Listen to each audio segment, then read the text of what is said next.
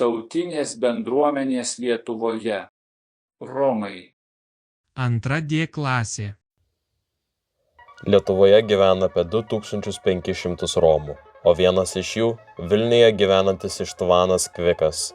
Jis yra žinomas Lietuvos dainininkas, romų ansamblio Sare Roma vadovas. Ištvanas populiarina romų kultūrą Lietuvoje, organizuodamas romų kultūros festivalius. Jo, su kokiais iššūkiais.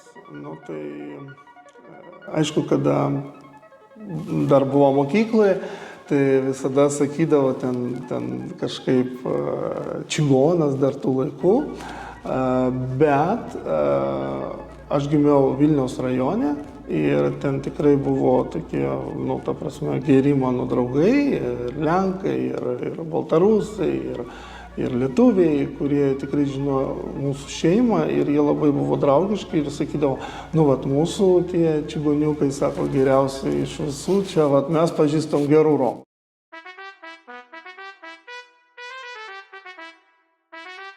Aš galiu pasakyti puikiai, nes romų muzika yra viena iš patį gražiausios muzikos pasaulyje.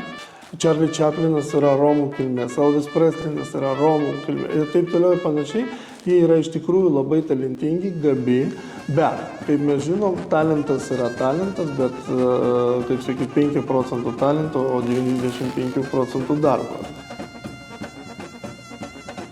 O čia yra 95% tiesos, kad tie stereotipai visgi egzistuoja, bet aš galiu pasakyti, kad jų yra mažiau tarp pradinukų mokyklose.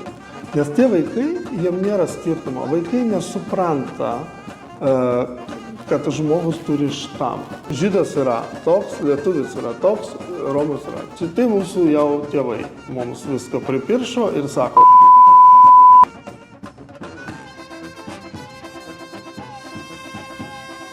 Romų gyvenimas Lietuvoje pasikeitė pastarosius metus, galiu pasakyti taip, kad jaunimas pradėjo daugiau mokytis. Ir tai labai yra džiugi naujiena mums Romų bendruomeniai. Pradėjo labiau domėtis savo istoriją, būtent apie holokaustą, nes mes labiau žinom apie žydų holokaustą. Ir taip nedaug.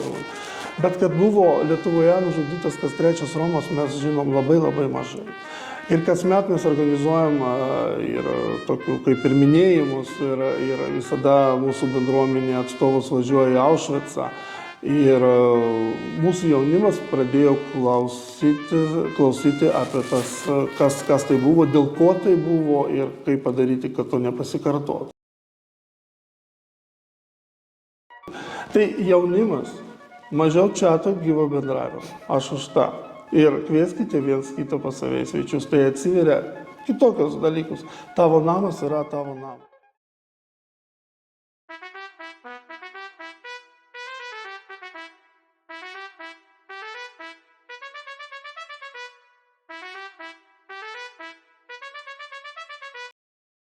Ir prieš paskutinis klausimas, ar turite gyvenimo moto, kuriuo vadovaujatės? Moto? Hobis? Čia geras slengas kažkoks, ne? Gyvenimus moto, kad ką?